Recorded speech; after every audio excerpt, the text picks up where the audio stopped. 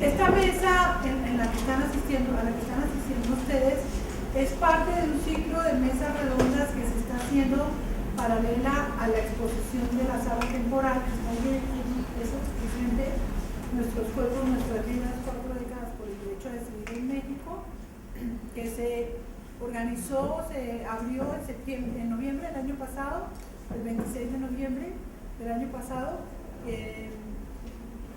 gracias al apoyo de la Fundación Ford, gracias al compromiso y a la voluntad de las directivas del museo, que se arriesgaron a poner un tema bastante polémico, un tema difícil, en un ámbito como este, lo que para nosotras es de muchísima importancia, porque da la posibilidad de llegar a un público al que normalmente no llegamos, con un enfoque muy educativo, muy de respeto a los derechos, muy en el marco de lo que es el Museo de Memoria y Tolerancia. Hoy vamos a hablar sobre un tema que es bastante importante en relación con el tema del derecho a decidir y el aborto, que es el tema de los aspectos éticos y religiosos.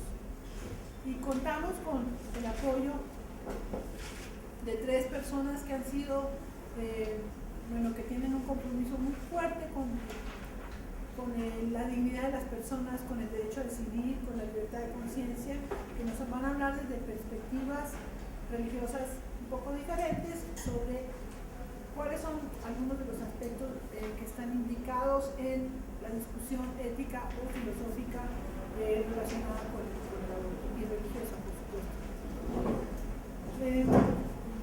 Ustedes harán su presentación y les vamos a dar un tiempo para que ustedes puedan intervenir, hacer preguntas, también hacer un poquito de discusión.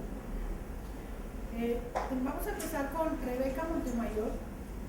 Rebeca es pastora bautista y teóloga feminista. Hizo estudios de teología y máster en ciencias teológicas con especialidad en teología y pastoral de las mujeres. Es docente de exégesis y hermenéutica bíblica y del área de estudios de género. Actualmente es profesora en el Seminario Bautista de México y es miembro de diversas organizaciones ecuménicas, entre otras de la Asociación de Teólogas y Pastoras de América Latina y de la Asociación Teológica Ecuménica de México. Sin más, te doy la palabra. Sí, gracias. Buenas tardes, me da mucho gusto estar aquí con ustedes y en este lugar, como decía María, tan simbólico o paradigmático en relación con este tema, pero también con todos los temas que tienen que ver con los derechos humanos y con los valores humanos en relación con nosotros y con las otras. Cuando llegué estaba conectado de historia y me dijeron que ahí no era, que era sobre el holocausto, y pensaba que, bueno, no ha habido un holocausto, y que bueno, yo vengo a otro tipo de holocaustos que se están dando, ¿no? Y que es este tema tan importante para las mujeres, pero también para todos y todas los que formamos parte de esta comunidad humana en el respeto por los derechos. Voy a compartir algunas cosas que desde Católicas por el Derecho a Decidir, que me han hecho el favor de invitarme, he reflexionado a partir del 2008, 2009 y otras cosas más nuevitas, bueno, si cabe la expresión, que tiene que ver con cuáles son los aspectos éticos, teológicos o ético-religiosos en torno al aborto, en este contexto de los 40 años por el derecho a decidir en México. Y vamos a empezar con los datos duros. A partir del 2008, 55.715 mujeres se han sometido a la interrupción legal del embarazo (ILE) en algunos de los nuevos hospitales públicos de la capital mexicana autorizados, según la más reciente cifra publicada por el gobierno del Distrito Federal, sin contar los abortos practicados, diríamos, en el Estado de México, bueno, los hospitales donde se ha permitido el ILE. Pero voy a dar otro dato duro. Una niña de 9 años, que dice que tenía 11, tuvo un bebé. Fue violada por su padrastro porque se lastimó y no se pudo contener. Este también es un dato muy duro y trágico. Ese bebé tuvo que haber nacido una niña violada, embarazada por el padrastro, y ahora mamá a los 9 o a los 11 años, según dicen. Nos podemos preguntar, ¿fue la voluntad de Dios? ¿Qué tipo de Dios permite esto? Esta historia nos evoca el relato bíblico de la concubina, o sea, la esposa no legítima de un levita que ofreció para que los hombres que iban a violarlo a él, lo hicieran con ella. El texto dice que hicieron lo que quisieron con ella. Al fin de la mañana la mujer muere y es cortada en pedazos para ser repartido su cuerpo por todo Israel.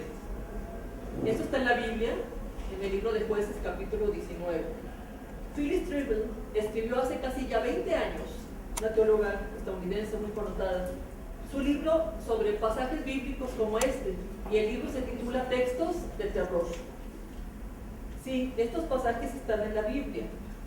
Sean verdad o sean mito, allí están y nos confrontan como la realidad que ciertamente nos rebasa hoy en nuestro país.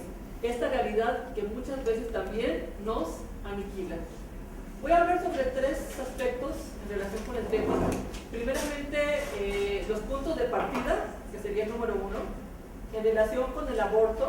Y aquí empezamos a afirmar otras connotaciones. Cuando decimos el aborto inducido, el aborto legal, el aborto terapéutico.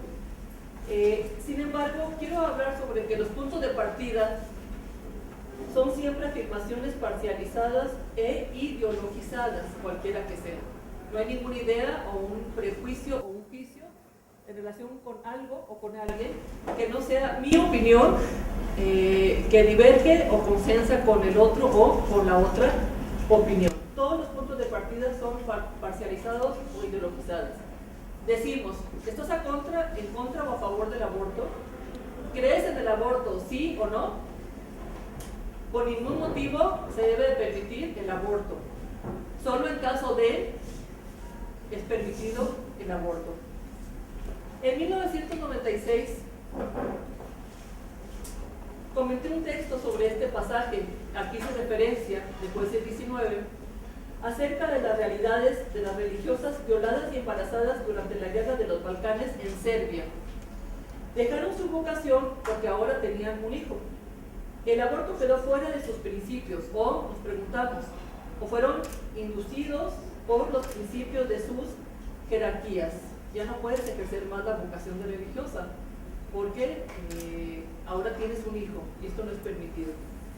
Sin embargo, cuando hablamos de los intentos de defensa de posicionamientos propios, se caricaturizan o se banalizan las situaciones humanas.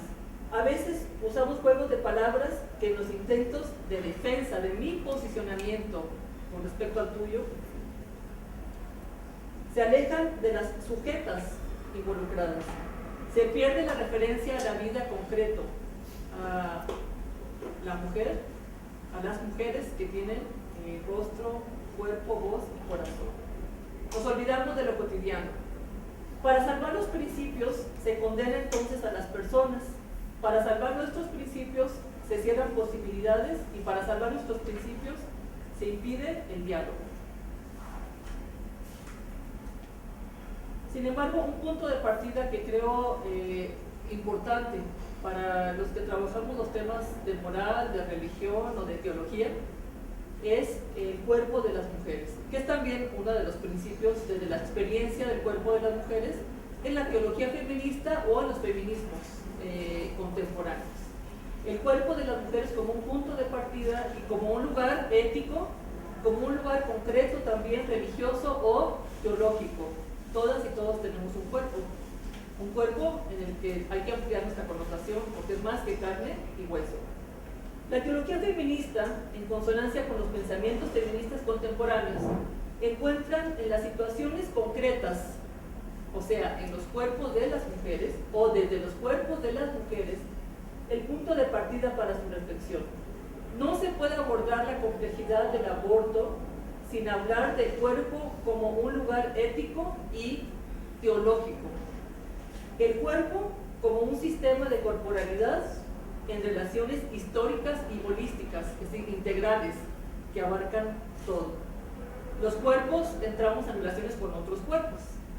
Si la sociedad misma forma un sistema de corporalidad histórica en el tiempo y en el espacio.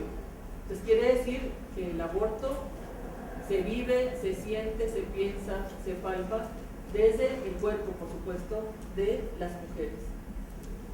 Primeramente, reconocemos como importante para nuestro ser mujer la autonomía y la libertad como característica del ser persona. Todo ser humano tiene derecho a ser un sujeto o una sujeta autónoma y a ser libre y tener libertad con respecto a otra persona. Eso significa ser personas en plenitud.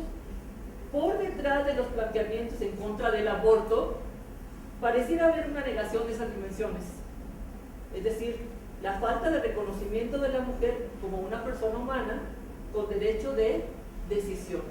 Que si fuéramos más allá del aborto diríamos, bueno, toda persona humana tiene que tener la libertad, el derecho a decidir sobre su cuerpo y a tomar sus propias decisiones con libertad y autonomía, pero lo enfocamos al tema que nos ocupa hoy en esta mesa.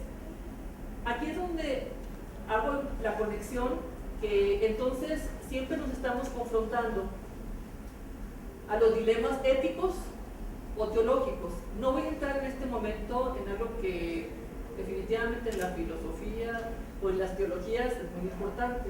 Todo lo que, las diferencias que hay entre moral y ética. Entonces voy a abordar lo ético en relación con el tema que tiene que ver con este valor humano de la autonomía, la libertad de conciencia y el ser persona y conformarse como un sujeto con derechos y en la toma de decisiones. Pero aquí hago una diferencia entre todas y todos vivimos en una sociedad y hablamos de una ética social. Es decir, si entendemos desde las reglas o normas hasta las actitudes con respecto a las relaciones con otros y con otras, nos preguntamos, ¿es esto ético? O sea, ¿esto es legal? Porque bueno, se ha manejado mucho en relación con el aborto, ¿no? ¿Se acuerdan? En toda la lucha por la despenalización y luego lo legal en relación con lo legítimo, que aborda también desde la filosofía. Es decir, nos preguntamos qué hay una ética social, una ética mínima de relaciones en el comportamiento humano. Pero también la ética social versus ética religiosa, bueno, esto es una pregunta, no es que sea así.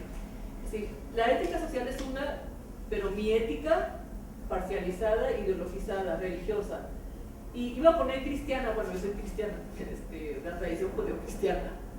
Sin embargo, me gusta más decir ética religiosa, toda aquella que se afilie a un dogma, a una creencia de fe, que puede ser judía, budista, hinduista, todo lo que conforme una dogmática religiosa, o diríamos, más allá de una religión institucional, podemos decir, bueno, el creciente número de espiritualidades en el mundo, o en nuestro país también, a veces no les gusta llamar como sistema institucional. Lo mío no es una religión, es una creencia, pero si ya manejamos un cuerpo de sistemas o de dogmas, pues se va formando una institución, ¿no? Sí, porque ya mis principios se discuten, se afirman, se niegan o se confrontan con los otros sistemas, y es cuando empezamos a decir, mi religión es la verdadera, no la tuya. Digo, es algo que como protestante, bueno, vivimos mucho en México, ¿no? Es decir, los evangélicos contra los católicos o los católicos contra los evangélicos. Pero ahora tenemos una gran gama de otras religiones, orientales, islámicas, budistas, o muchas otras espiritualidades, la nueva mexicanidad, etcétera, que también nos empiezan a confrontar y a veces como a tambalear un poco en lo que yo siempre he dicho, que mi verdad es la legítima con respecto a otra verdad, pues no es la única verdad. Por eso insisto en que las afirmaciones son parcializadas. Los dilemas éticos teológicos nos mueven, se flexibilizan o nos movemos con el sistema ético teológico, se flexibiliza o se endurece. Y yo sola me reí cuando escribí esto porque dije, ojalá se movieran más y nos flexibilizáramos más. Pero parece que nos endurecemos más cuando se nos confronta, y es donde impedimos este diálogo. Pero esta ética social versus la ética religiosa o viceversa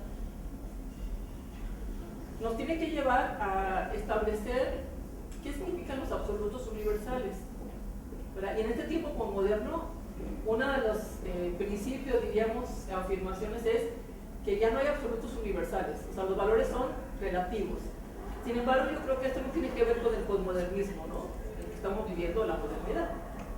Sí, seguimos hablando de que para algunos creemos en absolutos universales, sin embargo, las decisiones siempre quedan en el ramo de del relativismo. Decimos, es que todo es relativo, depende del cristal con que estemos mirando. Y es aquí donde quiero unir este problema del aborto en relación con el tema ético, porque podemos ver desde dos dimensiones. Uno es presuponer absolutos universales que probablemente no existen, o no existen, diríamos. Así cuando decimos, no existe la mujer sino las mujeres, no existe el hombre sino los hombres. Es decir, somos seres concretos en el espacio y en el tiempo.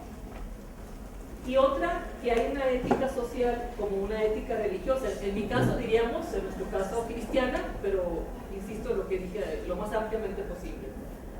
Tenemos una ética social y una ética religiosa. Yo soy una persona en mi trabajo, y el domingo como pastora soy otra persona porque yo soy la pastora, entonces ahí sí hablaría de ética religiosa. ¿Cuáles parámetros, valores y normas que rigen a la sociedad y a las diversas religiones son antagónicos, son complementarios, que deben verse aparte? Yo creo que no podemos dividirlos, por eso decía el cuerpo, no podemos dividirlo. O sea, es mucho de la teología o la filosofía occidental. Sí, en la Biblia se habla mucho en el Nuevo Testamento de que nuestro espíritu, alma, mente y cuerpo, pero eso no existía en el antiguo Israel. O sea, porque el corazón es donde vienen todos los pensamientos y sentimientos. Y me gusta mucho más hablar de cómo en el corazón habitan todos los sentimientos, los pensamientos y la voluntad, porque en hebreo el corazón tiene que ver con las entrañas, con las vísceras. Entonces cuando decíamos, me duele el corazón, es que me duele el cuerpo, o me duelen las decisiones, o me duele la incoherencia o la incongruencia en relación con otros. Y muy interesante porque el corazón hebreo, o de la palabra que se usa para hebreo, tiene mucho que ver con el yolot náhuatl. Y el yolot, ustedes saben que es la formación del ser persona que dura toda la vida. Entonces yo creo que estas connotaciones nos ayudan a afirmar que no podemos dividirnos o escindirnos. Entonces por eso cuando hablamos de un tema tan complejo y difícil como la libertad del derecho a decidir y decir, sí debo abortar, estoy segura que debo abortar, o como miles lo han hecho, dicen no, después de tener toda la información decido no hacerlo. Esa es la libertad de decidir, porque se acuerdan mucho de la discusión de esto, ¿no? Es decir, es que ahora ya despenalizado el aborto, entonces todas van a abortar, todas, o sea, todas las millones de mujeres en México, pero esa es precisamente la libertad de decidir sin ser criminalizada. O sea, digo sí o digo no, porque tengo un derecho sobre mi cuerpo, sobre mis motivaciones, sobre mi corazón. Entonces puedo y tengo el derecho a decidir. Entonces, cuando hablamos de estas éticas sociales o religiosas, yo creo que cada espacio mantiene su etos, es decir, cada espacio de la vida tiene su propia autonomía con respecto a otras. Y o soy estable en mis decisiones, es decir, soy normada por mis decisiones, aunque humanamente hablando es casi imposible, porque siempre alguien o algo nos induce. O sea, es bien complicado, ¿no? Tener esa libertad al derecho a decidir. Y creo que la pregunta de esta niña, ¿no? Que nos ha conmovido profundamente en estos últimos días, si nadie se dio cuenta que estaba embarazada, o sea, nadie se dio cuenta cuando el padrastro la violaba. Entonces, es una historia bien truculenta, ¿no? O sea que sí, se nos pone la piel de gallina. Si hubiera tenido la oportunidad que alguien le dijera, puedes abortar, pero ahí tienes el derecho a abortar por las condiciones. Con respecto entonces a una ética social absolutista, también tenemos que hablar de una ética religiosa. Absolutista me refiero a los fundamentalismos. O sea, cuando hablamos del dogma, ¿no? Y el dogma no es en sí duro o malo. Yo creo que hay dogmas buenos en cada confesión religiosa, ¿no? Porque los dogmas son principios, ¿verdad? Que también rigen esa espiritualidad, esa creencia. Sin embargo, creo que hemos caído en una ética religiosa o desde las teologías absolutistas. Pero tanto lo social como lo teológico indicarían que en una sociedad, como en una comunidad religiosa, cualquiera que ésta sea, está unida bajo un único parámetro de pensamiento y comportamiento de los grupos sociales. Entonces, aquí nos metemos otra vez a cosas que no vamos a resolver en este momento, sino les invito a que hagamos esa reflexión. O sea, ¿qué es lo absoluto y qué es lo relativo en el derecho a decidir sobre la vida, y especialmente en la cuestión del aborto? Cuando hacemos la invitación a reconocer el cuerpo de las mujeres, les invitamos a reconocernos como una totalidad, como un espacio sagrado de la vida. Pero también queremos reflexionar que en este derecho a decidir necesitamos contextualizar e interpretar lo que puede modificar o cambiar un principio absoluto y hacerlo relativo en un momento determinado de la vida, en este caso de las mujeres que deciden abortar. Porque tomamos en cuenta la fragilidad de las distintas situaciones de nuestra existencia. Por eso yo creo que los juicios y las decisiones también son relativas, pero porque se encarnan en un contexto determinado. Y esa es la libertad que debemos de tener todos ser humanos, especialmente en este tema del aborto. Entonces creemos que las mujeres no somos dueñas, no solamente somos dueñas del cuerpo, o sea, somos cuerpos que habitamos a veces también para transgredir. Y a veces la transgresión implica que vamos por la vida, porque siempre es lo contrario, ¿no? Por eso, si están por la vida, ¿cómo es que hablan del aborto? Y todo lo que muchas, supongo que estamos aquí la mayoría, conocemos. Y un tercer, último punto sería, ¿cómo podemos trabajar entonces una ética? Yo pongo feminista humana, porque yo sé que a lo mejor dirán algunas, bueno, yo no soy feminista, o algunos compañeros no somos feministas, pero sí somos humanos.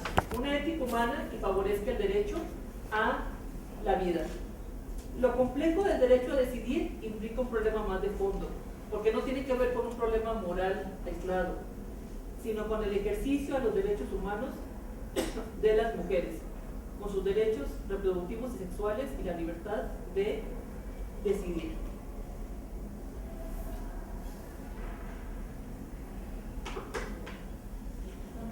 Perdón.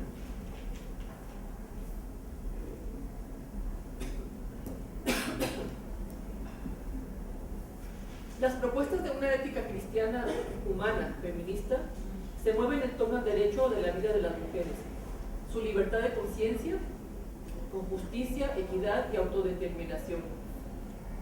Las mujeres de fe, las mujeres creyentes, o diría todas las teologías, debemos de buscar el bien común, aquello que nos hace comunidad humana, una comunidad, diríamos, restaurada o redimida, que tiene la oportunidad a equivocarse, pero que es dueña de su propio riesgo en esta aventura. En la teología feminista esto se llama una ética del riesgo, para afrontar los nuevos paradigmas. Pero por otro lado, en la ética feminista hablamos de una ética de cuidado, de la casa común. Y la casa común no es el mundo, sino la casa común es mi cuerpo, primeramente, mi cuerpo individual, que forma parte de este gran cuerpo que es el mundo. Finalmente, para las mujeres, la vida digna tiene que ver con la libertad de conciencia, con el ejercicio responsable de sus derechos, o al ejercicio de sus derechos, la autonomía y el ser sujetos que eligen, disciernen y toman decisiones. Creo que una ética cristiana, en mi caso, una ética religiosa, es una ética de vida y por la vida, porque si creemos en esto que llamamos Dios, o lo sagrado, o lo trascendente, aquello que es más fuerte que yo creo que toda religión buscaría que la gratuidad, diríamos en el sentido de la gracia de Dios, y la gracia de Dios es aquello que cae como un arcoíris, con una gran diversidad, da posibilidades a que cada sujeto sea sujeto, con respecto al otro, pero también en relaciones con otro. Esta gracia de Dios es un gran desafío, o lo trascendente o lo sagrado, porque creemos que por esta gracia de Dios o de lo sagrado, ninguna mujer sea juzgada con absolutos, sino siempre en relación con una situación que es restaurativa y que tiene que ver con la justicia. Solo esto abre los caminos de pluralidad, respeto y convivencia humana. Voy a terminar con esta historia que empecé. En el pasaje bíblico dice que nadie salió a defender a la concubina de Levita, aunque sabían todo lo que le estaban haciendo. Pero tampoco nadie salió a defender a la pequeña que fue madre a los 11 años. Con ambas hicieron lo que quisieron. A ambas las mataron. Pues mataron sus cuerpos en un completo irrespeto y denigración de su espacio sagrado de vida. No podemos tener la actitud de Caín y cuestionarle también a Dios y decirle, bueno, ¿y acaso soy yo guarda de mi hermano? ¿Acaso soy yo guarda de mi hermano? Creo que en este caso, a todas las compañeras y compañeros que estamos aquí, creo que sí, reflexionamos en esto y creemos, porque creo que como comunidad humana sí somos guardas de nuestras hermanas en una situación que tiene que ver con los límites de la vida. Gracias.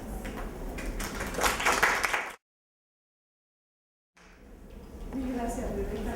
De verdad nos pones unos temas que creo que son centrales y a veces nos pasa que nos ponemos a discutir sobre esto y hablamos sobre la ley, sobre la salud, y no nos ponemos a pensar todo lo que esto significa, el tema de la autoconciencia, de mirar de la ética, de la relatividad de las cosas, de la autodeterminación. Este tema de la autodeterminación, la libertad de conciencia es central para nosotras, obviamente, y te das cuenta con lo que nos estás planteando bueno, me deja un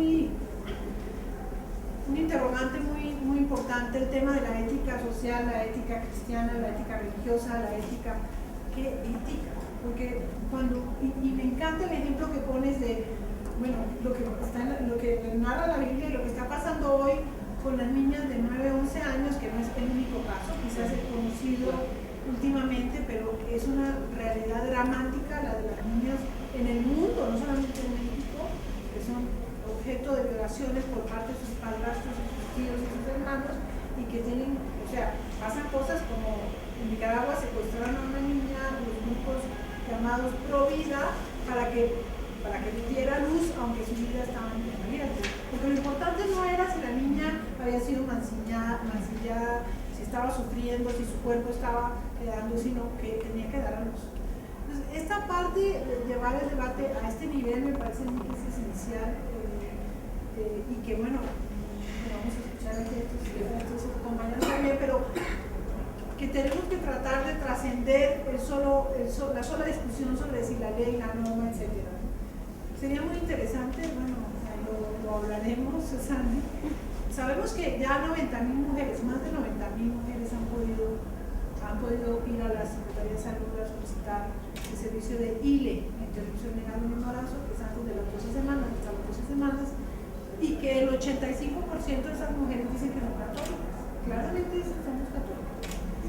¿Sí? Sí. Católicas. Entonces, o sea, un poco cómo es que esas 75.000 mujeres que muy probablemente no han visto catolicadas, que muy probablemente están tomando una decisión de acuerdo con su propia conciencia y la están tomando con una gran dificultad en medio de muchos temores y de culpas, pero que lo están tomando. Y bueno, esa parte me parece a mí que también sería necesario, sería buenísimo poder profundizar un poco sobre eso. Entonces ahora Julián nos habla. Julián es teólogo, también comprometido con la promoción y defensa de los derechos humanos, maestro en teología moral y en teología ecofeminista. Realizó estudios de filosofía en la Facultad de Filosofía y Letras de la UNAM. Es director y profesor de la Comunidad Ecuménica Magdala y también de la Comunidad Teológica de México y del Centro de Crecimiento Sheminah. Ha sido profesor del Centro de Estudios de Filosofía y Teología Franciscana en el DF, el Instituto de Formación Teológica Intercongregacional de México, el Centro de Estudios Teológicos de la Conferencia de Institutos Religiosos de México, CIR, y del Instituto Mexicano de Doctrina Social Cristiana. Es miembro fundador del Centro de Derechos Humanos Fray Francisco de Vitoria, de la Comisión Independiente de Derechos Humanos de Morelos, del Comité Derechos Humanos Fray Pedro Lorenzo de la Nada. Es miembro de la Cátedra UNESCO de Derechos Humanos de la UNAM y de la Red de Profesores e Investigadores de Derechos Humanos en México. Julián es asesor teológico de Católicas por el Derecho de Salud. Gracias. Gracias, agradezco la invitación a dialogar esta tarde. Nacemos sin elegirlo, otros nos dan a luz, otras. Pero el proceso que conduce desde la implantación de un óvulo fecundado en la pared de un seno materno hasta el nacimiento es un camino de mutua interacción muy complicada entre la nueva criatura que se va constituyendo y la madre gestante. Nacer como morir no es un momento, es un proceso. En las discusiones morales y éticas se nos olvida, siempre hablamos de un momento, es un proceso. Pero no solo un proceso biológico, sino también humano, un proceso biocultural. Por no tener en cuenta este doble aspecto, biológico y social, del proceso, se producen muchos atascos en los debates, en torno al comienzo de una nueva persona humana individual. Las confusiones en este tema tan delicado son difíciles de deshacer si no se desmonta primero la equivocación de percibir el comienzo de la fecundación como si fuera magia, de lo que a poco sale todo, cuando estaba ocultamente encerrado ahí desde antes, porque parece que ya está todo y mágicamente sale una persona humana, así como que ya no hay nada que hacer, ya está una persona humana diminuta y es por magia que aparece. A mí la impresión que me dan estas discusiones cuando oigo otros discursos morales es eso. El embrión en sus primeras fases, ciertamente en estado de blastocito, posee una individualidad genética, pero todavía no se ha constituido como un individuo multicelular. Dos embriones pueden fundirse en uno, o bien puede dividirse un embrión en dos gemelos. Si consideramos la implantación del blastocito en el útero como el momento de completarse el proceso, una mujer que ha concebido, reteniendo en su interior el óvulo fecundado, que se ha desarrollado para formar un embrión. No hay que considerar el tiempo primero, tras la fertilización, como el desarrollo de un individuo ya constituido. Y no lo es. Es un proceso de constituir un individuo. Es un proceso de sintetización o constitución de un nuevo organismo humano. Lo que existe desde el momento de la fertilización es algo que contiene en potencial para desarrollarse como una persona, pero no lo es aún. Para que haya vida personal se necesita de todo un sustrato biológico característicamente humano. Estos, hoy sabemos, hacia los 45 días está este sustrato, o desde el comienzo del proceso. Por ejemplo, el documento Donum Vitae de la Sagrada Congregación de la Doctrina de la Fe del Vaticano evita cuidadosamente dar una definición científica o filosófica acerca del comienzo de una persona humana. Siempre habla de la vida humana, pero no define cuándo hay una persona humana. Y es el documento oficial del Vaticano. A veces en estas discusiones somos más papistas que el Papa. No lo define. La encíclica Evangelium Vitae recurre a la expresión tratar como persona, pero no dice es persona, tratar. Hay una diferencia entre respeto por la vida humana y el respeto incondicional por la vida humana personal. Y aquí está un problema de la noción vida, porque a veces la vida se ha vuelto un fetiche. ¿Qué defendemos éticamente cuando decimos que defendemos la vida? La noción vida constituye un referente esencial no solo en el orden de la religión, sino en la ecología, en la medicina, en las leyes, en la política, en la ética. Donde quiera que en los debates actuales se ponga la mirada en la genética, en el aborto, y se esté a favor o en contra, el tema de la vida aparece como el argumento fundamental de unos, de unas y de otros y de otras. Sin embargo, quien emplean esta noción de la vida olvidan que el término tiene una historia que es específica de Occidente. y que este término es hijo de una perversión del mensaje cristiano, la vida.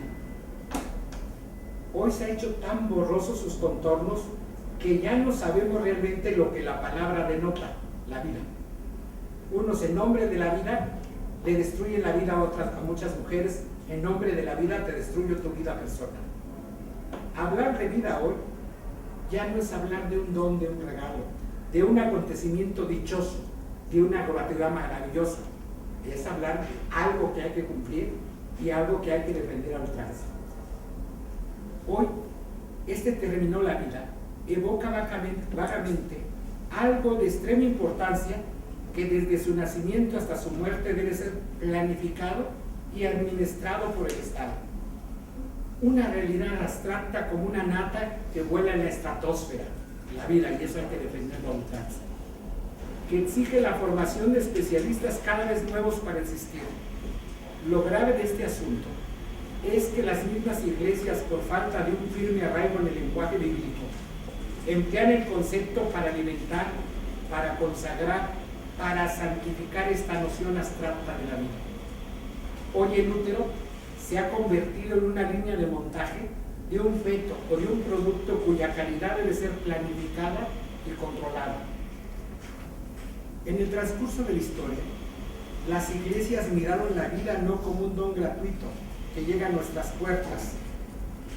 Hoy se mira como un valor, como una propiedad de la institución que debe ser sometido a todo género de cuidados y de prácticas. Se introdujo una corrupción evangélica que dio nacimiento a las instituciones, muchas hoy seculares de hoy en día, pero que nacieron religiosas. Mirar la vida como una sustancia sobre la que hay que controlar, tener responsabilidades desde antes de su llegada al mundo. Hoy la vida se prolonga con técnicas, ya no con sacramentos. Hoy ya el derecho no lo tienen las iglesias, lo tiene el Estado y los juzgados. Pues la vida es una sustancia que debe ser sometida a dosis de enseñanza y cuya destrucción sin el debido proceso no puedo hacer. O sea, se controla el nacimiento y el final con un proceso. Ya no es la decisión de la persona, sino de un juzgado. Da nacimiento a esta indignación de las asociaciones llamadas pro defensa de la vida, como otras tantas que demandan más administración de la vida bajo una supervisión ética. Los derechos a la vida que el Estado moderno y sus instituciones dicen proteger no son más que un enmascaramiento de una forma más terrible que la que generó el triunfalismo de la Iglesia de Constantino al querer poner bajo sus cuidados instituciones. Se nos olvida que para la ética religiosa o la moral, ese ser es redimido por Cristo, no es algo que hay que administrar. Porque hoy la vida se reduce a un objeto precioso de recursos. Cuando las iglesias y las organizaciones cristianas defienden la vida, ya sea para protegerla antes de nacer, para cuidarla de abusos, de experimentos genéticos, están entrando en el mismo juego. Lejos de defender la gratuidad de un regalo, el bien de un misterio, su libertad, defienden un fetiche abstracto llamado la vida. No la vida participativa de un hombre, de una mujer, de un ser humano, sino un valor llamado la vida, que el Estado y las iglesias dicen proteger y cuidar. Algunos se han convertido en especialistas en comerciar con devociones pseudobíblicas que glorifican el valor de la vida. Y hoy, junto con la medicina, muchas de estas devociones administran la vida. Las iglesias hoy adquieren una nueva posición social al ofrecer un marco a estas actividades médicas bajo un discurso ético, y nace una bioética religiosa. Hoy hay muchas bioéticas, yo me refiero a la bioética religiosa. No es gratuito que la primera maestría en bioética en este país, la universidad que lo tuvo fue la Anáhuac. Va a poner este discurso ético. Hoy la bioética proporciona un mercado de trabajo nuevo y prestigioso que da preferencia a clérigos sin cargos. Pues si no te vas a dedicar a ser obispo, a administrar bienes, pues a la bioética, da buena cara, defiende uno la vida. Muchos clérigos hoy se dedican a este tema de la bioética. Es un mercado de mucho trabajo para el asunto clerical. Me pregunto cómo devolverle la vida desde lo peor que la corrupción del mensaje cristiano generó a lo largo de Occidente, lo mejor que el mensaje cristiano ético trajo al mundo. Cómo devolverle su condición de don, de gratuidad, de libertad a la vida. Y como un don esperamos entregarlo y compartirlo con otros. Cómo devolverle su misterio de libertad a ese misterio que es acogimiento gratuito, no es a la fuerza. Yo no puedo acoger la vida a la fuerza. ¿Cómo reactualizar en un mundo donde el ser humano no solo está alienado, sino que ha perdido la conciencia de su alienación? ¿Cómo reactualizar el sentido de la libertad? La lucha contra la aceptación de una vida sustancializada y reducida a un recurso gestionable por los poderes institucionales. La lucha por volver a recuperar la libre y gratuita libertad del amor. Eso es lo que no hacen los proyectos de ley que dicen proteger la vida. Recordemos lo que decía San Jerónimo: la corrupción de lo mejor suele ser lo peor, y esto ha pasado con la defensa de la vida. Decía Shakespeare en un soneto: nada huele peor que los lirios blancos cuando se pudren. Esto le está pasando al discurso de la defensa de la vida desde la ética. Mire, nos ayuda la clarificación etimológica. En griego, de ahí viene la palabra vida en castellano, había dos palabras para hablar de este asunto. Una que era zoe y otra que era bios. Nos gusta usar bios para el humano y zoe para los animales, de ahí viene zoológico, zoología, eso no nos lo ponemos los humanos. Pero bios es un sustantivo abstracto, la vida, eso quiere decir bios, que no remite a personas sino a riesgos, a probabilidades. Entonces la vida se vuelve en un operador semántico de esta transmutación del acto de vivir, que es personal, único, a una sustancia impersonal, objeto de riesgo sobre el que tomar decisiones, y no la persona, sino las instituciones, sea eclesial o estatal. El peligro de deslicenciamiento de la biomedicina al biopoder, y de ahí al biofascismo que te toma las decisiones del Estado. Hoy da mucho prestigio el asunto de la biomedicina, pero es un pasito al biopoder, el control. En cambio, zoe es un verbo intransitivo, es vivir. Nadie puede vivir mi vida. Esa es una verdadera defensa de la vida, que tú vivas tu vida y tomes decisiones de tu vida. No es un abstracto, es defender la vida de personas con historia, con situaciones, con decisiones, con libertad. Porque defender la vida en un abstracto, que es lo que está pasando en este tema en ética, es defender un fetiche llamado la vida, y en nombre de este fetiche se le destruye la vida a muchas mujeres. Por eso yo les insisto, yo defiendo el vivir.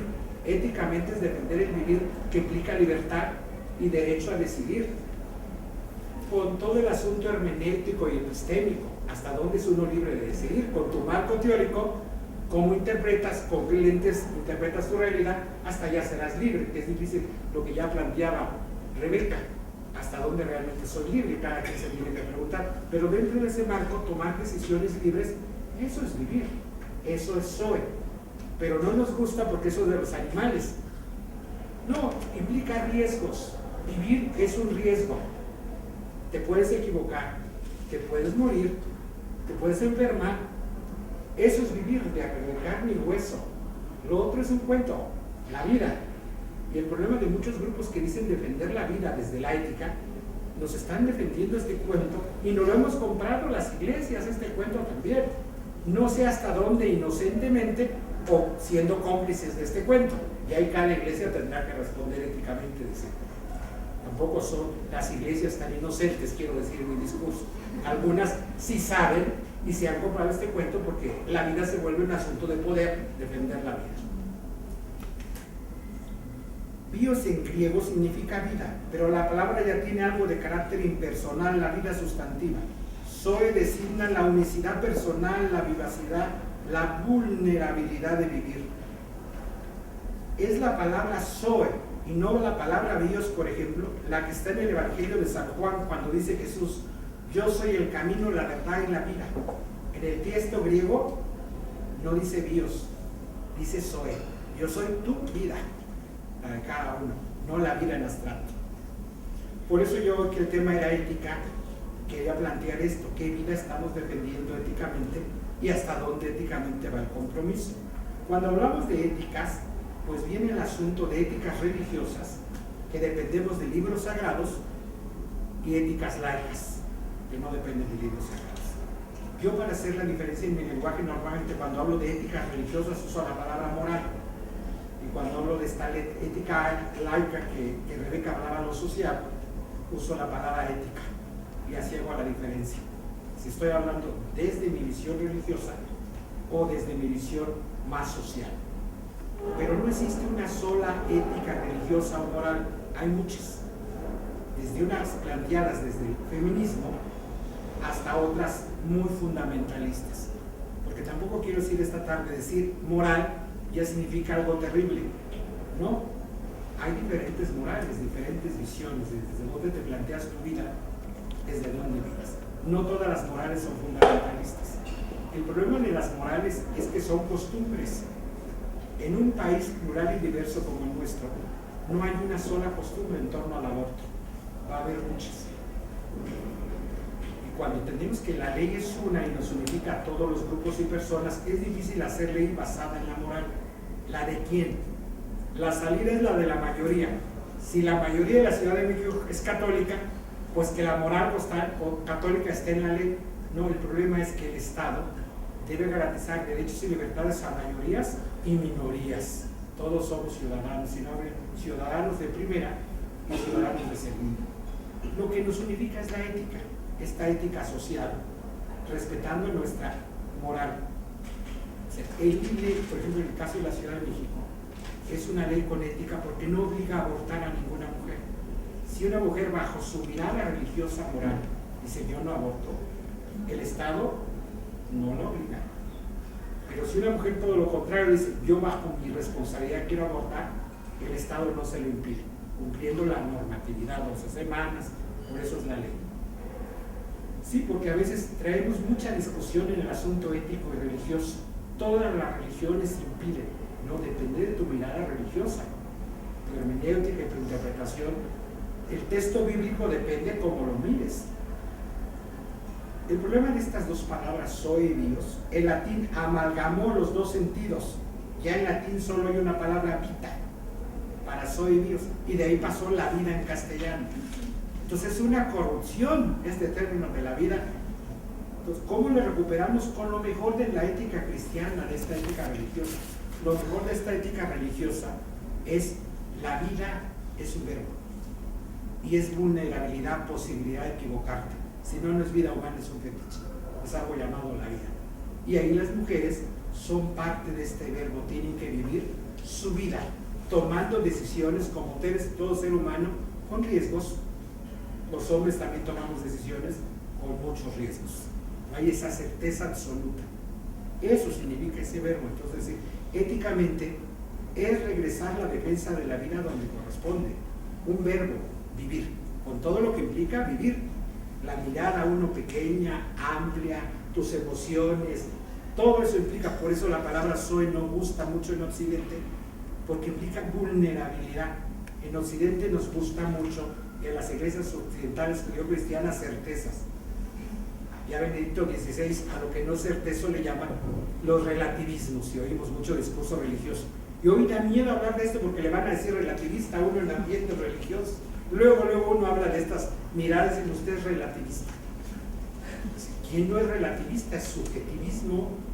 También del otro lado el discurso religioso es subjetivo, desde sus intereses, su mirada, pero se vuelve ideología cuando dice, no, lo mío sí es teología. Lo tuyo es un intento sociológico de hablar de Dios, no estás haciendo teología. Y entonces es interesante en el discurso religioso cómo un tema tan importante en la vida puede usarse como un arma con poca ética. Y esto está pasando en esta discusión. Mucha costumbre moral y poca ética, poca responsabilidad. Sí, espera, cuando estamos defendiendo la vida, ¿qué estamos defendiendo?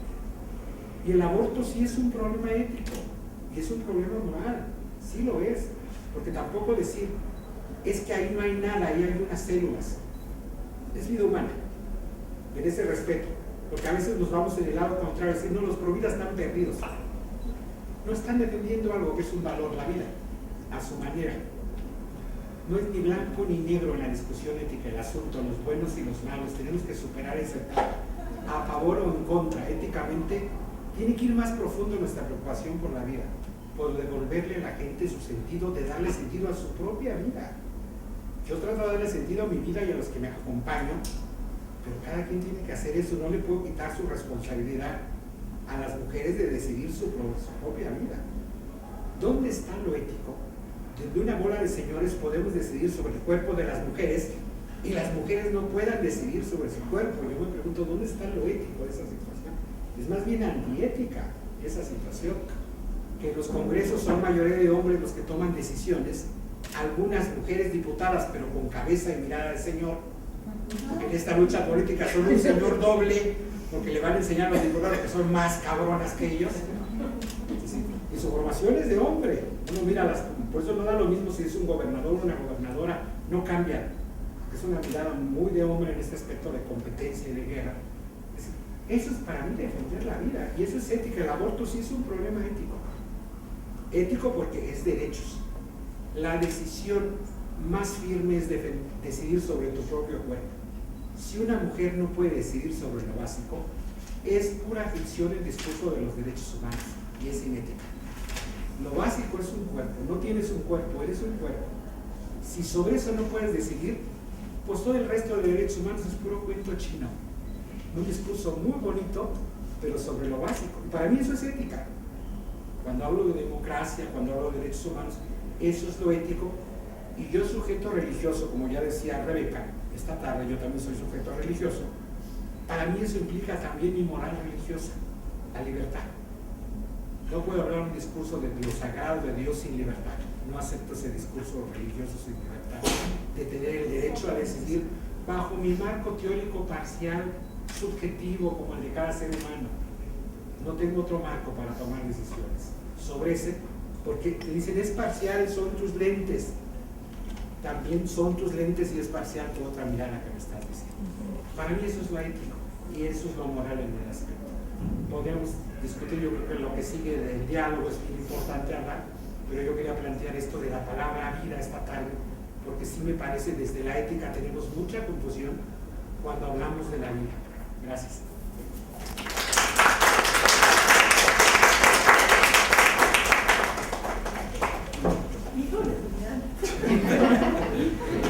Pero sí, la verdad, sí, es que es un tema que también se deja mucho de lado porque hay tanta confusión, precisamente. Pero creo que nos diste una muy buena explicación, muy clara, y me parece muy importante el tema de la vida, porque ese es, o sea, en alguna medida nosotras, como defensoras de los derechos humanos de las mujeres, nos quedamos como que, bueno, ¿esto qué quiere decir?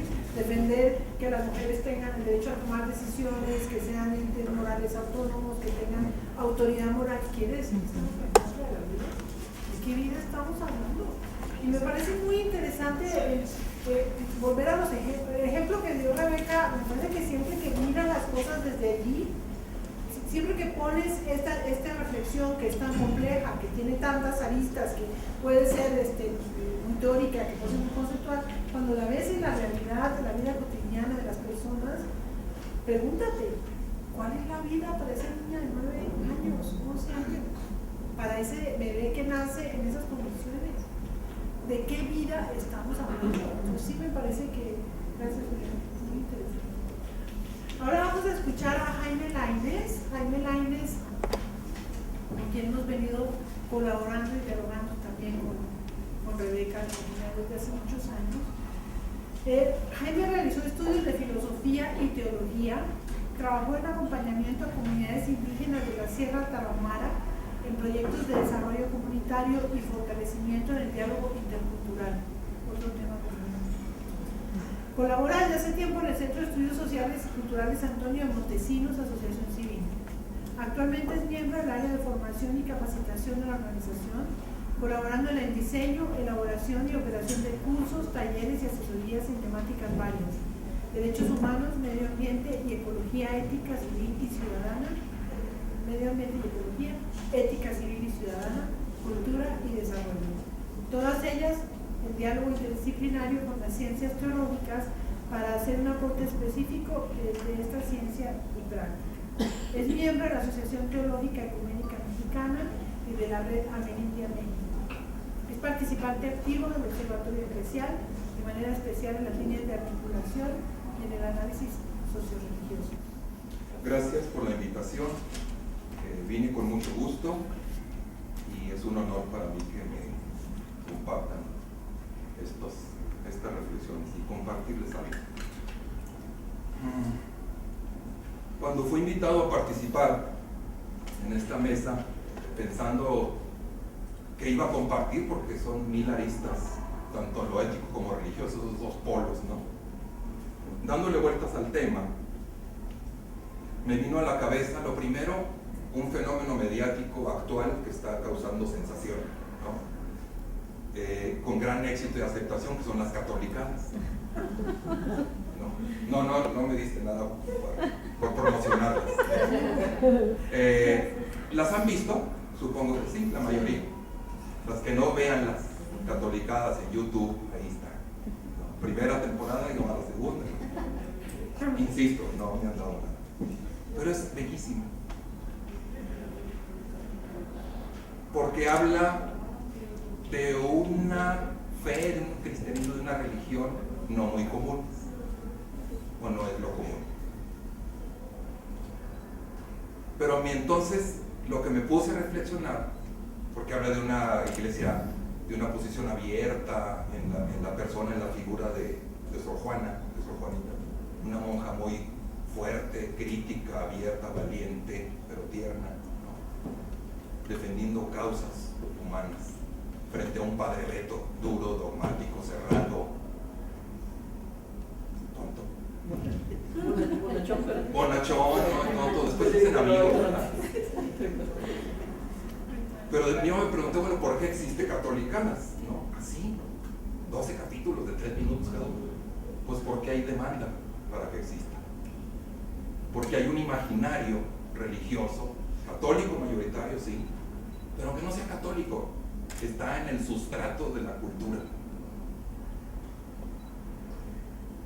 Porque hay infinidad de padres Betos pululando ahí afuera, ¿no? Digo, aquí no, ¿verdad? Pero ahí, enfrente, en la Alameda, pues, ¿no? En el Zócalo, en la catedral. Y hay muchos padres Betos con sotana y sin sotana, clero y laicos, en los dos sentidos, laicos como creyentes que no somos clero, y laicos en el sentido de no religiosos, pero que viven en la cultura mexicana contemporánea.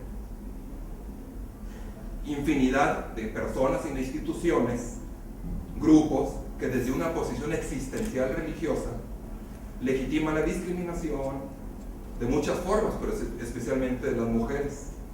Justifican la criminalización del aborto, por supuesto, legitiman la homofobia, ignoran o callan la violencia sexual, la pedofilia, bueno.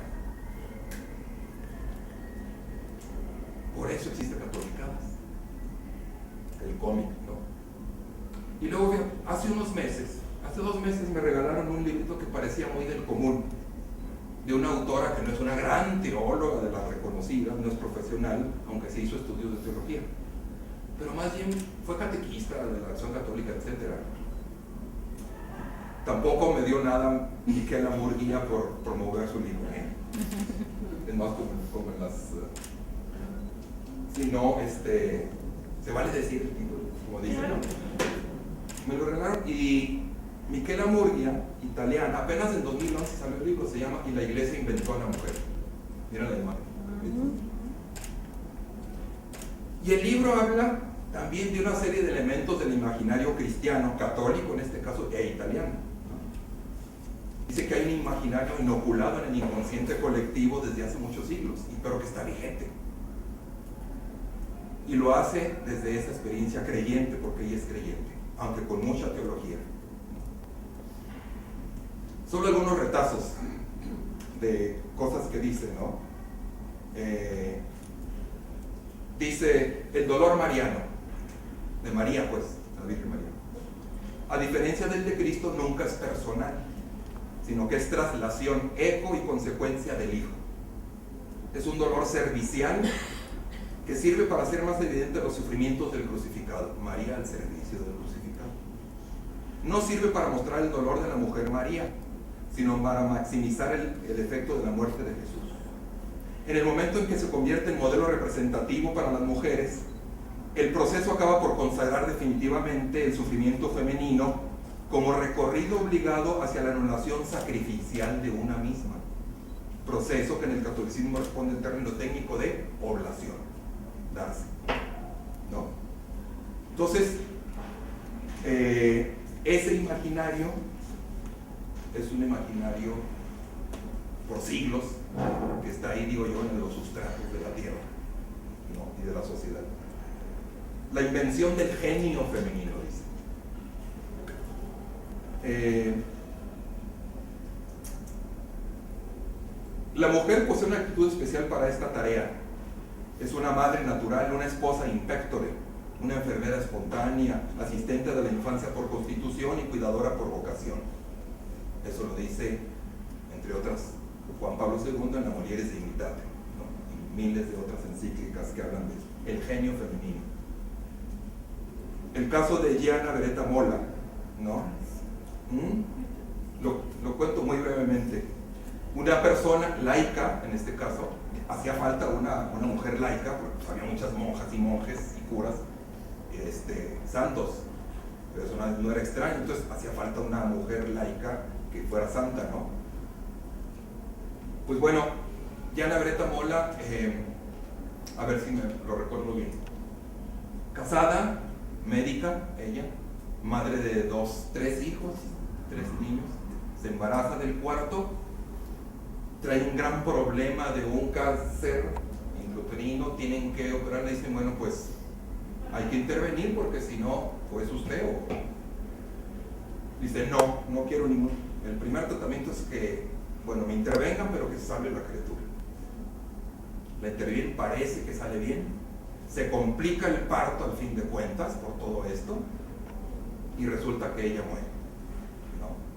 Entonces deja a su esposo y a 3 niños, niñas, pero por el sacrificio de sí misma, ¿no? Bueno, y la cuarta con la bebé, ¿no? Fue luego elevada a los altares Gianna Beretta Molla como santa, laica, mujer, ¿no? El extremo del genio femenino, ¿no? La santidad. Habla de otra mujer también santa en vida y luego también en muerte, de la Madre Teresa de Calcuta. Por supuesto considerada en el catolicismo, pero en la cultura, en la civilización, no sé ya si llamarle judío-cristiano, la máxima exponente de la interpretación sacrificial de la feminidad, la santa en vida. Digo, sí, fue una mujer que entregó gran parte de su vida a los excluidos y las excluidas, a los pobres y a las pobres, al lumpen, ¿no? De la pobreza en la India. Pero también se convirtió, la otra cara es que fue la guardiana de la doctrina moral de la Iglesia sobre la vida. Miquel Angurria recuerda que en el 79, cuando recibió el Premio Nobel de la Paz, sorprende a todos y todas porque pronuncia un durísimo discurso contra el aborto. Y se pronunciaba durísimamente contra la contracepción, contra el divorcio, etc. Pero ahí está otro modelo, ¿no? Equiparable a la princesa Diana, que dice princesa Diana y la madre con las sacrificadas. Bueno, y dice Miquela, tenía que pasar cuentas con María, con la Virgen. Aunque en realidad este libro no es sobre la Virgen, es un libro sobre mí, sobre mi madre, sobre mis amigas y sus hijas, sobre mi panadera, mi maestra, mi cartera, sobre todas las mujeres que conozco y reconozco. Dentro están todas las historias de las que somos hijas y de las que son hijos también nuestros hombres, los que nos querrían guapas y calladas y sobre todo los otros. Este libro es también para ellos y lo he escrito consciente de que de esta historia falsa no saldrá nadie si no nos decidimos a salir todos juntos. Bueno, este imaginario, el del padre Beto, el de Miquel Amurrio, este conjunto de ideas, racionalidades, sentimientos, símbolos, significados, está aún presente allá afuera. Dirían algunos, pues no, porque dice en la encuesta católica que el 70% de personas, hombres y mujeres, están de acuerdo con el laísmo. Pero entonces ya no estaríamos en los debates en que estamos si eso fuera cierto. O sea, hay un imaginario que está ahí presente. Porque es el ADN de la cristiandad, no cristianismo. Es decir, de la religión impuesta por obligación a una cultura, a una sociedad. Como sabemos, y los cambios de paradigma son largos, son de miles de años. Afortunadamente este paradigma, este imaginario está muriendo o está agonizante, pero en su caída como un gran gigante está causando mucho dolor y sufrimiento. Pero positivamente están haciendo otro paradigma, un paradigma religioso, humanista, del que ya hablaban aquí Rebeca y Julián.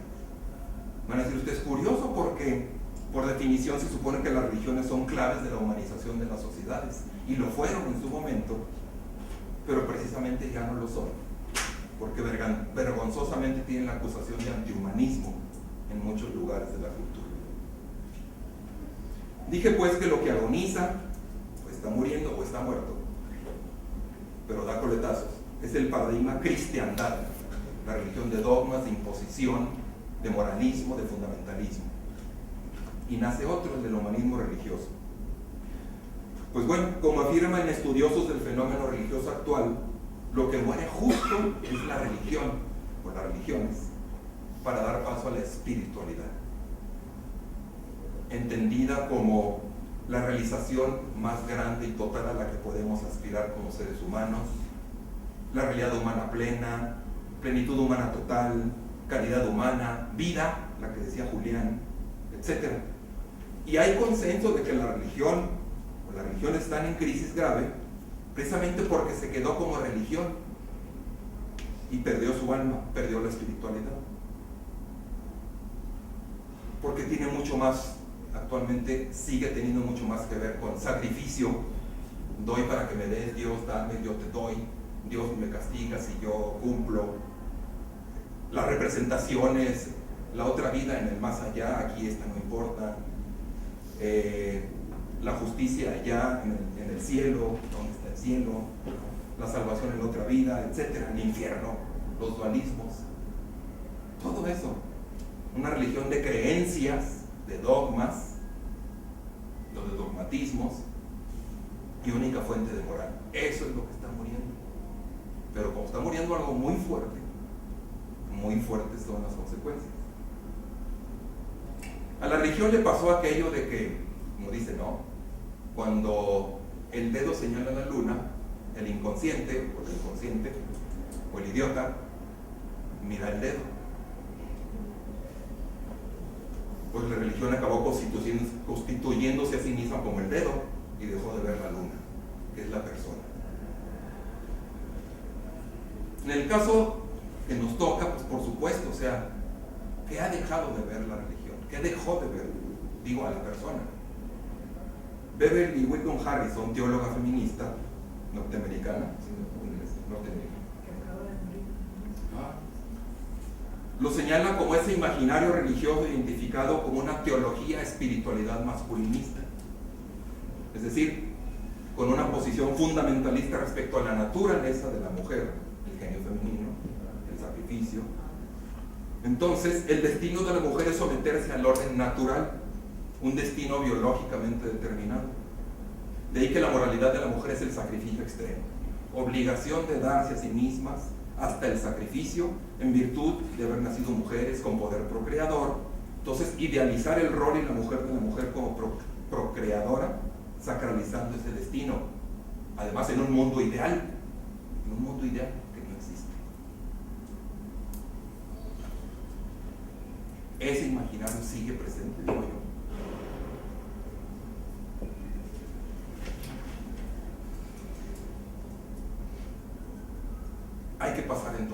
dejar morir y que muera y a seguir acabando a que muera la religión y que nazca la espiritualidad. Ivonne Guevara, teóloga feminista brasileña, bueno, a ella no le gusta que diga teóloga feminista, pero es, lo dice de maneras muy bonitas. Dice, hay una forma de hacer teología metafísica absoluta, fundamentalista, abstracta, que naturaliza la maternidad, que te hace dependiente de un ser suprahistórico, de Dios. Dice ella, yo hago la deconstrucción de ese tipo de pensamiento. Lo que hago es la deconstrucción del discurso religioso justificador de la superioridad masculina, clerical sobre todo. Justificador también de que hay una suprahistoria que nos conduce, un Dios allá que nos conduce.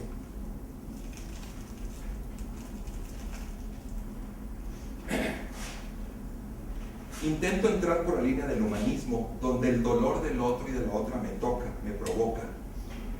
Dios es más un verbo, fíjate, un verbo, la vida verbo, ¿verdad, Julián? Dios verbo. Dice, quiero diosar. Quiero sentir contigo tu dolor. Quiero que aspiremos como seres humanos a una realidad humana plena, a la plenitud humana total, etc.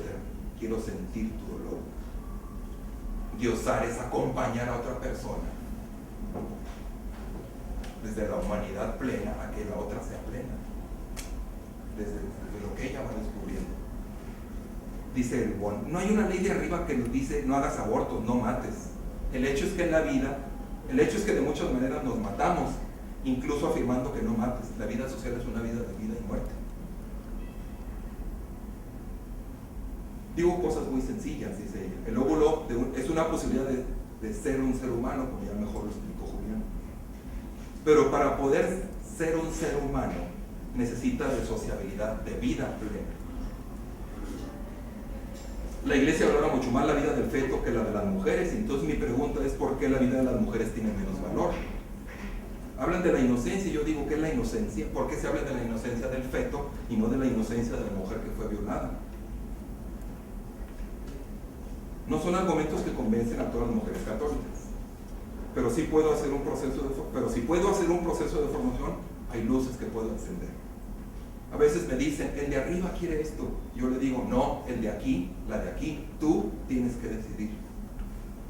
Lo que hago siempre es volver a responsabilidad de respuesta humana, no al sacerdote, al obispo, a Dios, a la Virgen. El que decides, la que decides eres tú. Y termina. También hago reconstrucción de algunas cosas del cristianismo. El cristianismo habla de la encarnación, pero se cree que solo Jesús encarna, Dios que se hace ser humano. No es así, hay muchas formas de verlo. Lo divino está en carne humana. Y digo a las mujeres que hay que cambiar esa creencia de que solo Jesús encarna. El divino habita en cada una. Fíjate. Entonces, diosar, cómo Dios habita en esa mujer, en esas mujeres que están decidiendo en su peor o mejor momento, la posibilidad de dar vida para sí mismas y para sus entornos. Entonces, acudir realmente a lo profundo religioso, en lo profundo ético, es diosar, es encontrarnos en lo más profundo para ver qué es lo mejor de vida posible en esa situación límite. Me parece que es para ahí, para donde hay que avanzar.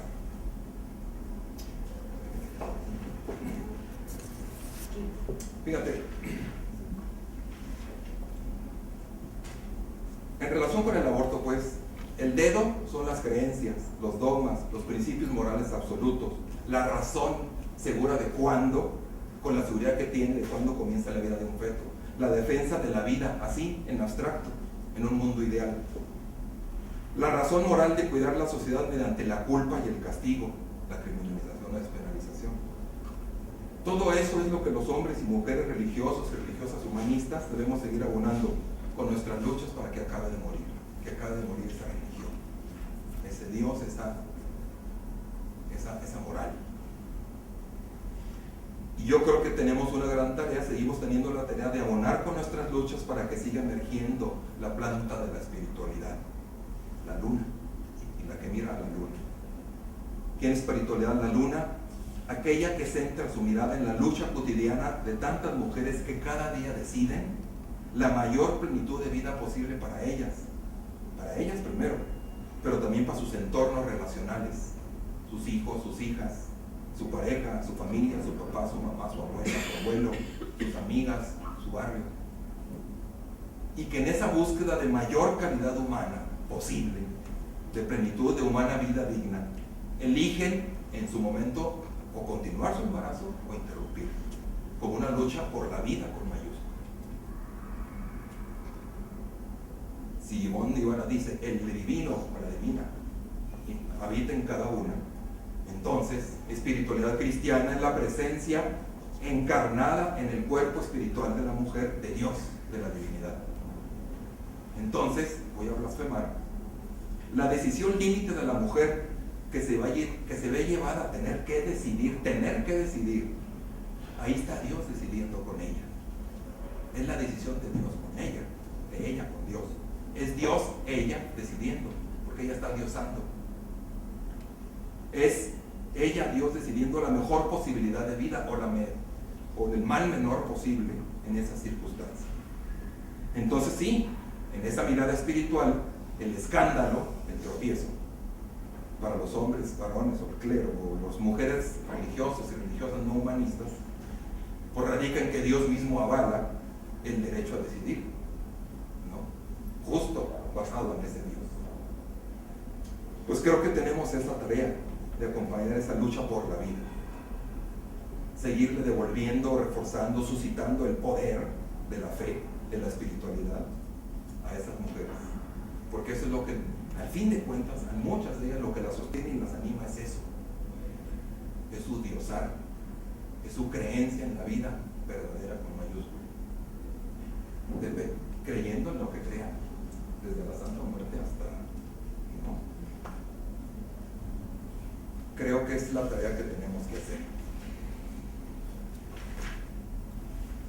Concluyo, más bien ya concluí, pero desde otro lado, me quedan 3 minutos, 2. Por otra razón tuve que ponerme a releer un libro de Gianni Battimo, que se llama Después de la cristiandad, por un cristianismo religioso, y cita a Friedrich Nietzsche, que habla de la muerte de Dios. Pero dice Battimo, fíjate, el filósofo postmoderno, que dice, pero en realidad el Dios de que habla Nietzsche no es porque Nietzsche sea ateo, metafísicamente, que Dios no existe, eso no le interesa. Lo que murió es el Dios moral, dice, el Dios de la metafísica, el Dios moral, el Dios de la imposición, del dogma, de la creencia, ¿no? Y entonces dice curiosamente, a mí el ateísmo, dice Battimo, lo que me ha devuelto es la fe, lo que me ha devuelto es la posibilidad de ver la fe de otra manera. O sea, ya no de ese Dios que está allá afuera, del dogma, la creencia, el moral, no, sino del Dios de la palabra que está en el libro, pero la palabra que interpretamos todas y todas para sacar de ahí el mensaje de salvación que nos trae. Fíjate, curiosamente. Y define a la iglesia, digo, no estudié eclesiología, fíjate, pero fíjate cómo define a la iglesia, comunidad de creyentes que en la caridad, en el amor, escuchan e interpretan libremente, ayudándose y corrigiéndose en forma recíproca el sentido del mensaje cristiano. Creo que nos toca seguir revelando, desvelando el mensaje cristiano a fondo de la vida verdadera, de la vida auténtica, corrigiéndonos, interpretando en la caridad, ayudándonos a ver dónde está la mayor vida posible, luchando contra la antivida social, cultural, políticamente y también éticamente y religiosamente. Bueno, gracias. Muchas gracias, Jaime. Efectivamente no te pedí que hicieras propaganda de catolicadas, pero me da muchísimo gusto escuchar tu opinión sobre esto y sobre todo me da mucho gusto una cosa que hemos pensado, y es ¿por qué hay esa necesidad? ¿Por qué hay esa demanda? Hay un gran enojo, hay una necesidad de tener encontrar otras maneras de ser iglesia, y hay una necesidad también de decir, bueno, ya, ¿no? de enojo y coraje con la manipulación que la jerarquía conservadora ha querido hacer de nuestras conciencias, de nuestras vidas, etc. Pero creo que tocas otro tema que me parece central, y ustedes no se pusieron de acuerdo, ¿verdad? Pero cada uno puso énfasis en una cosa distinta, que es el tema de Dios. Yo tuve el privilegio de escuchar a Ivonne Guevara en el 94, ya no había nacido, hablando precisamente toda su reflexión sobre el concepto de Dios. Y bueno, en pocas palabras, después de un día entero de darle por varios lados y la parte de es que Dios no tiene sexo, no tiene figura, no tiene, o sea, todas éramos, las estábamos empezando católicas cuando él decía, entonces, o sea, fue realmente el tema de encontrarte con la deconstrucción de ese concepto. No es un señor de barba con un cetro que te castiga y te amenaza todo el tiempo, pero decía y lo sigue diciendo ahora. Dios está en todas partes, está en esa decisión. No le había escuchado lo de Dios Santo, me parece maravilloso, pero es el tema de cómo tú te sientes persona donde puede habitar esa concepción de una bondad extrema, etc. Es una cosa que para la mayoría de la gente católica es muy difícil, es muy complicado de verdad, como poder romper con esas imaginarios absolutos o verdades absolutas que te pusieron y que no podías ni siquiera pensar en dudar, porque si pensabas ya estabas pecando. Yo me acuerdo mucho de eso.